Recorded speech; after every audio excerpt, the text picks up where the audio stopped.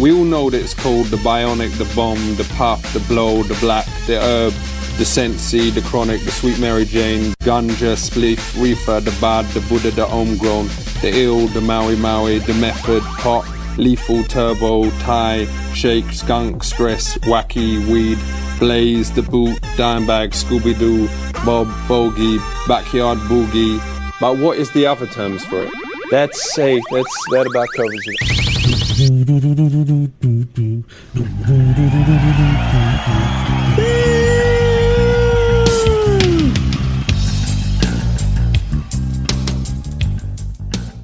It's the Golden Reach Show. That's CS. That's Sasha. And we are live. That was new music from As the City Sleeps. And we're live on IW Radio. We're remote. I said that in like the beginning of the show so that you'd have an expectation that things would go wrong, because it is a very full moon and things may go wrong. If this show gets through, I will think our luck has changed for the better, because that will mean mad stars have to align. They are aligning right now. They are. They're much better, right? Yeah, we look great. We sound great. We're live on Adobe Radio.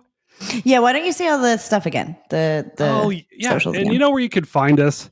We are on YouTube. You can watch all our videos at Cool Nerd Weed Show. Mm-hmm.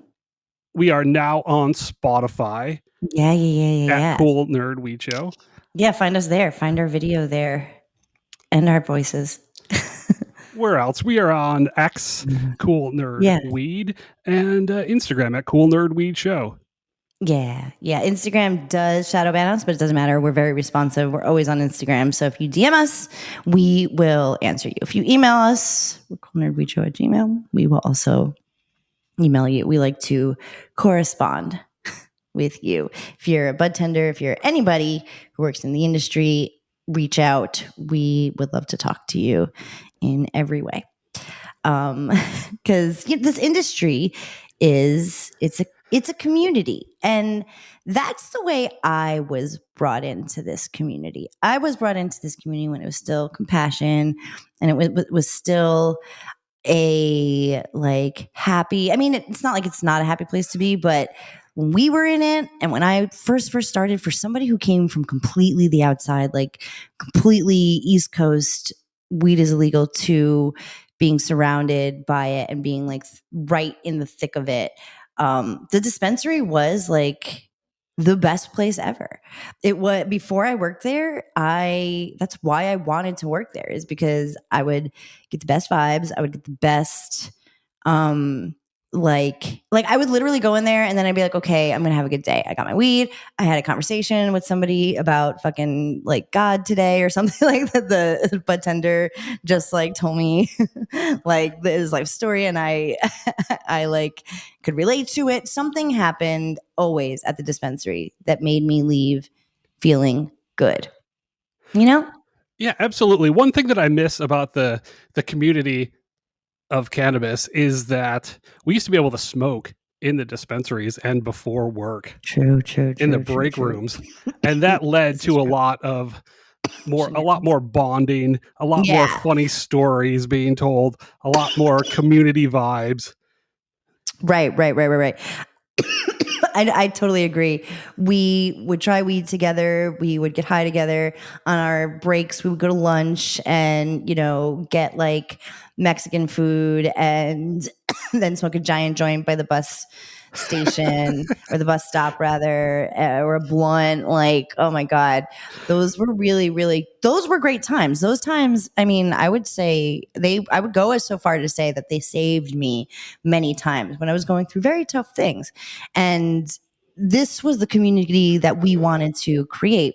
And now I guess you'd be able to tell me, but like, so you can't, the reason why I'm bringing this up is because I actually saw a TikTok today. So maybe like all is not lost. Like maybe it has changed for the employee, but for the patient, or I guess now would be the customer, maybe it does feel the same, because this TikTok was like very much saying the same exact thing that I said. Like going, like, what did he call it? Like a form of heaven or something? Let me find the creator. The cannabis dispensary is as close to heaven on earth as you can get, because all people, there's like one thing that we can agree on, no matter where you're from, your nationality, your religion, your race, your sexual orientation, doesn't matter. We can all agree on cannabis. Yes. That's my dog. That's not the. There's TikTok. There's my dog. What are we doing? What is this, fucking CNN? No. Yes. Even Rudy agrees. Yes. Yes. You already know. Rudy's a cannabis dog. They have gotten much CBD today. Okay, so the creator that I was talking about, his name is TC Burkej. He just came across my feed. We get cannabis content because of everything, and it is our when you're in it too. It's hard not to make it your whole being. Look at behind me. It's it is because I want it to be. And I even read old Facebook stati that I used to post when I first got into it. And I would be so fulfilled, because I was really working for something that made people honestly and truly better and different and it wasn't what everybody thinks it is. And that was also something that I felt was important to get across too, is yes, our stereotypes are there for a reason, of course, but the dispensary is really a spiritual place. And one of my favorite comments underneath that, and you mentioned it too, any sexuality, any religion, anything, we'd have people from literally all over the globe come to us. Everywhere. And one of the first comments on this post says, how do you want to feel? That's what we ask them. When somebody comes in and they don't know what they want, our first question is, well, how do you want to feel? What a fucking beautiful question that is. What a great, deep, and meaningful question that is, because there's no other way to explain weed. It helps you feel. I mean, if you are, if it is your thing, I don't want to say it for everybody, but if it is your thing, it helps you feel how you want to feel.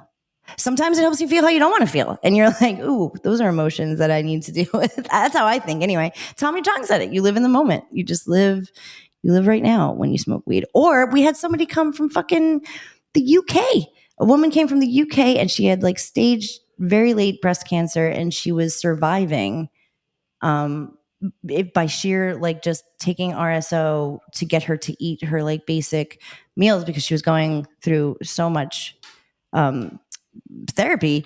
And she was like, I can't get this back home. It's very illegal for me to get this back home. So when she's in California, she takes it. She's like, I want to take advantage of all. So you go from somebody who is kind of curious, who's who maybe saw it on TV, or whose kid's friend does it and wants to try it. And then you go to people who really need it and use it for these medicinal purposes that we've seen at least help with the appetite so you can feel good just for the day. That's a really powerful thing to be a part of. It's still like that, right, though? Yes, you're absolutely. We do help people out every single day, but we see, since it's open to anybody that's over 21 now, we get to see people from all over the country, and they do come to us all over the world and they say, this is a beautiful place. Your dispensary is amazing. We don't get this at home. This is highly illegal where I live. And, then they take that experience, that positive experience in the dispensary, and they take that back and they tell all of their friends about it, whether it helped treat their symptoms while they were in California or whatever legal dispensary you're in, or somebody just, they wanted a sativa pre-roll just to hang out and go to the observatory. So you're seeing, it's still how do you want to feel? And let's keep that, that they feel like they're part of that community and that world and that vibe. And, and you can take it from me, if you want to be part of that world. Now, also, it is different. It's different it's a different time working for the industry. It doesn't, I reckon, doesn't feel exactly the same as it did during those like beautiful golden times that we're talking about, and even more so, or even less so than, you know, when it first was a thing. You know, that wasn't even in the mainstream. It was just decriminalized or medicinalized or whatever. Like in the industry, I have to hope that it feels, even though like some of the soul has bit, the compassion is kind of not there anymore and all that stuff. But I do have to hope that those who are still working in the industry feel that they are doing like a service, or that they are part of something big, you know, like something that like can change somebody else, you know, somebody who needs weed or hasn't smoked weed. I do hope that people who are in it feel the same as we felt before, just that this is important stuff and we're not just like peddling dope, you know, or we're not like, I mean, we're nerds, so obviously, and we're like the most on time stoners that you'll ever meet. So we are like, like sometimes I want to say we break the mold, but we don't. Like Los Angeles is a city full of functional stoners, and your city could be too. And get out and vote. That's the whole thing. You can't tell. And we see every single person generationally and from all walks of life. And Yeah. that is a beautiful thing. And it's still happening.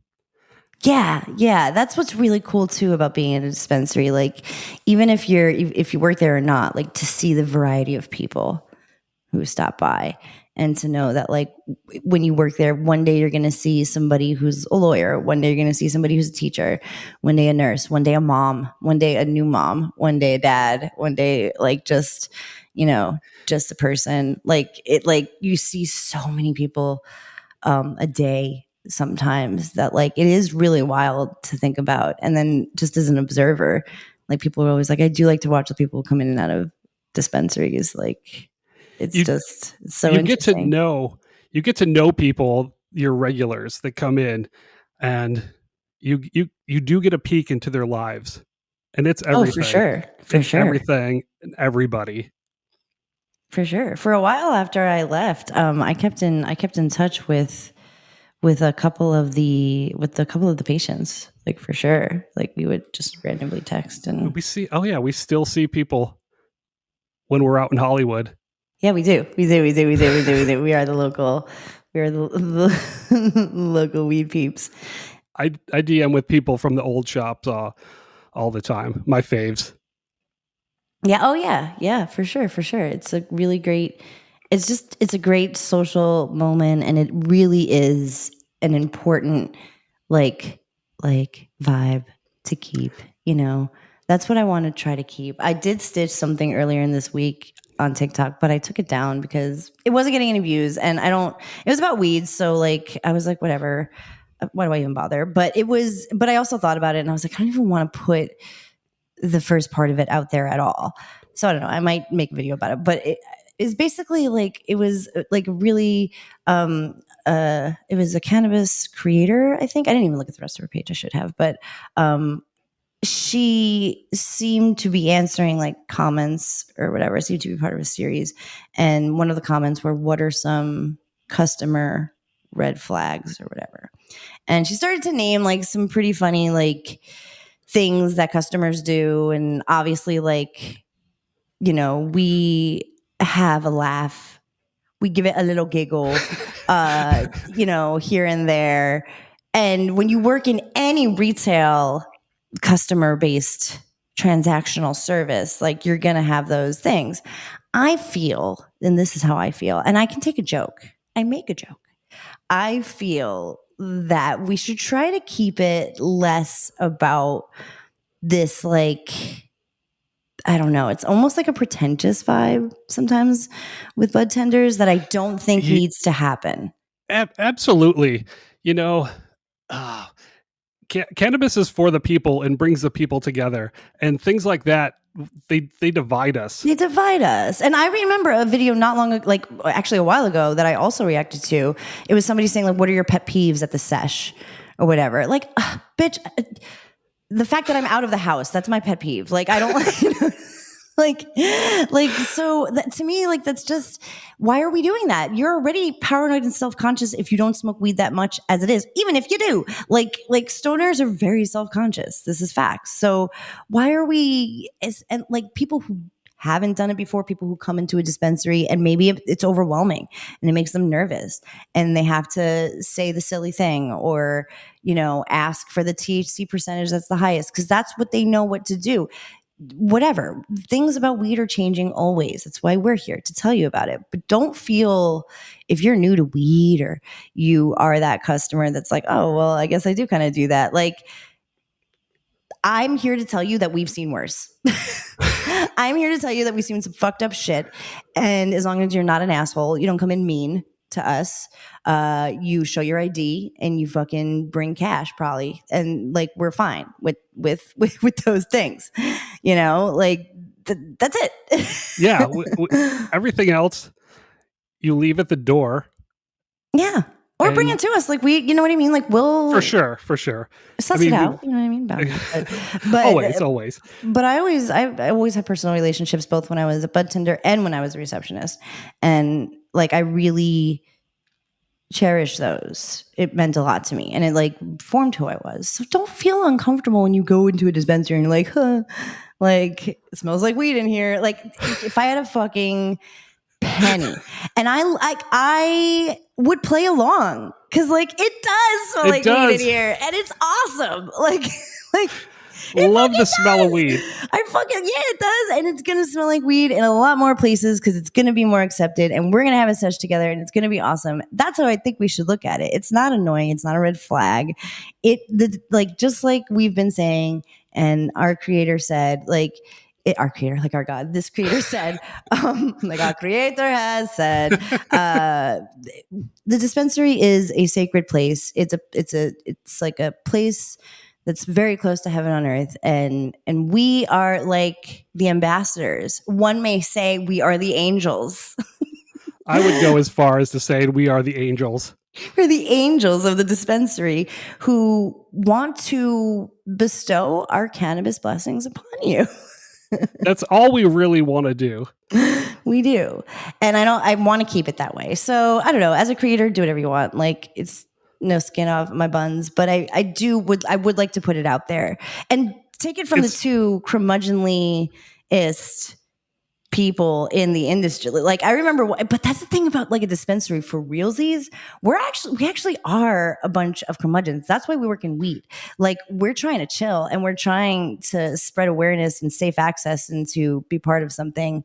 And like, it's stressful. It is. There's always forces working against you in the cannabis industry, always. But we try to shield you from that.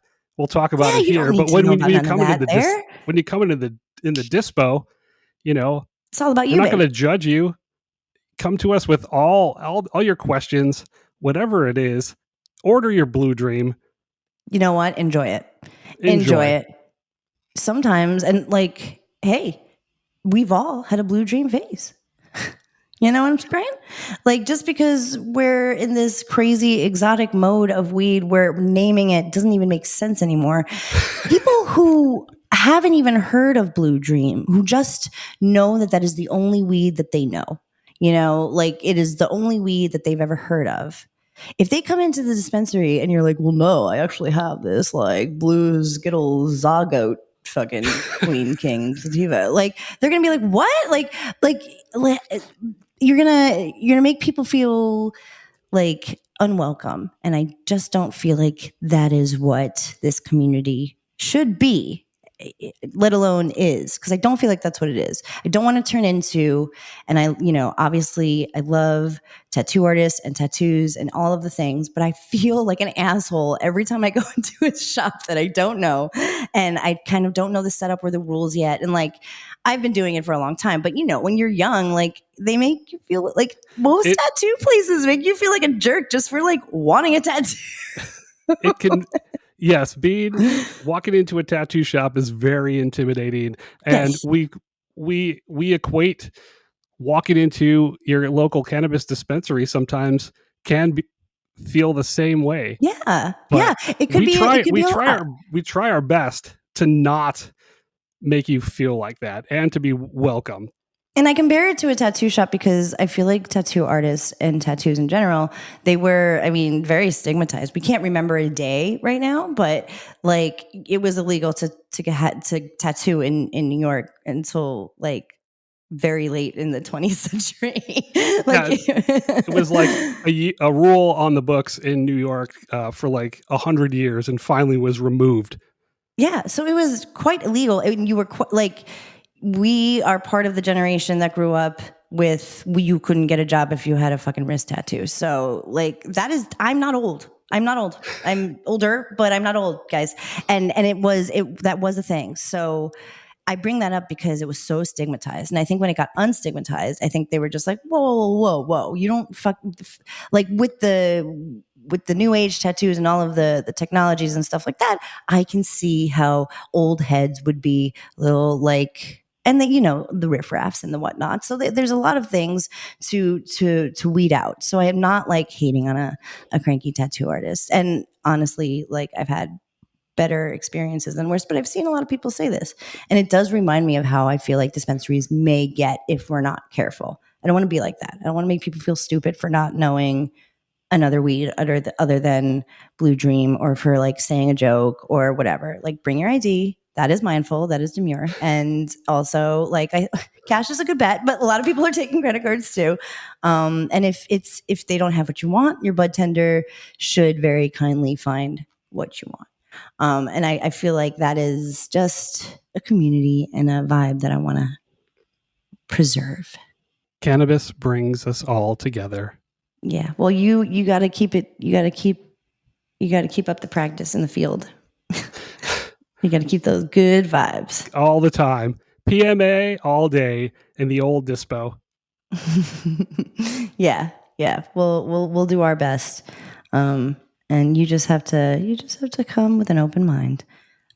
We are going to take a break and then hopefully come back. We'll see.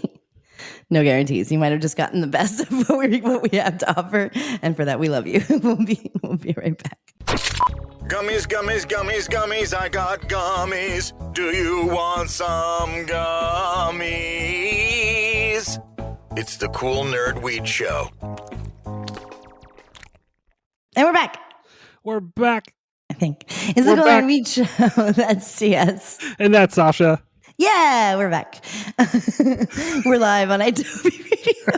It's a Monday night. It's late August. It's 2024. We have been talking about voting and electing and all that good stuff. We're not going to talk about that now. I'm just putting it out there that the DNC was tonight, the first night. So go vote. Go do your diligence. Weed is on the ballot this year. So go make it happen and change the world.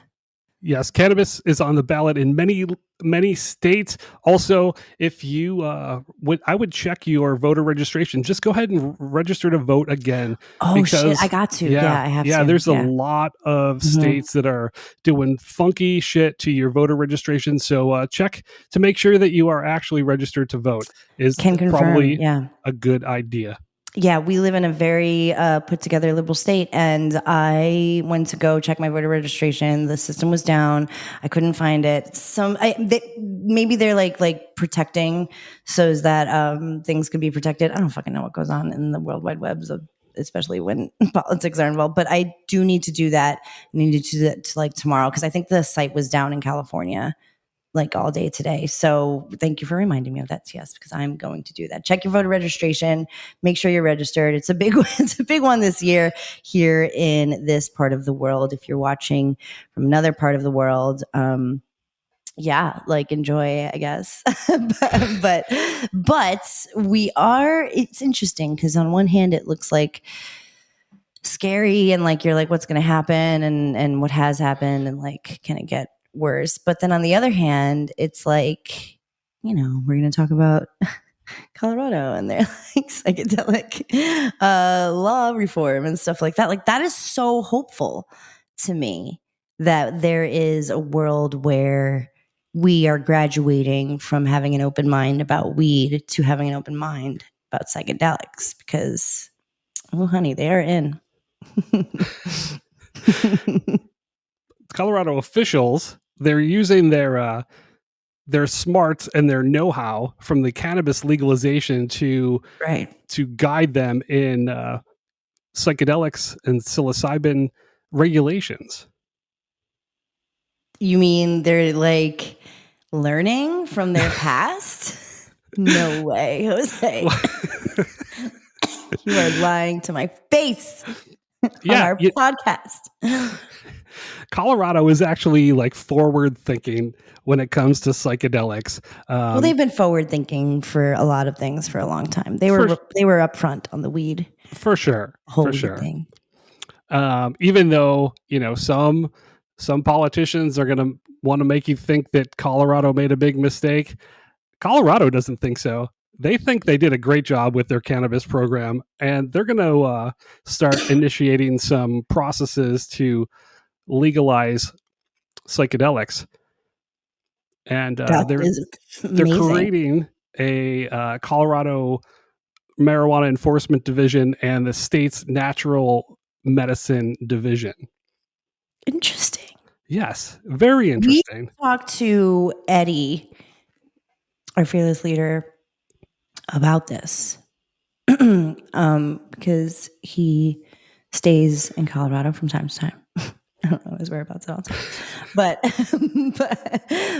I do believe he might know about this. I'm curious what the vibe is. Do you know what I mean? Like we read about these things and they're like, oh, they're putting together a board, and then it's always like, well, like, you know, do you know what I'm saying? Like, there's like, I feel like that's kind of what a little bit. I feel like that's a little bit what starts to happen in California, like when they start to test out like the psychedelics stuff, they'll put together like a whole little thing, and then like there's other things to deal with. So it's like, there's always curious what the vibe is. There's always committees. Somebody's writing reports, field studies, reports. Yeah.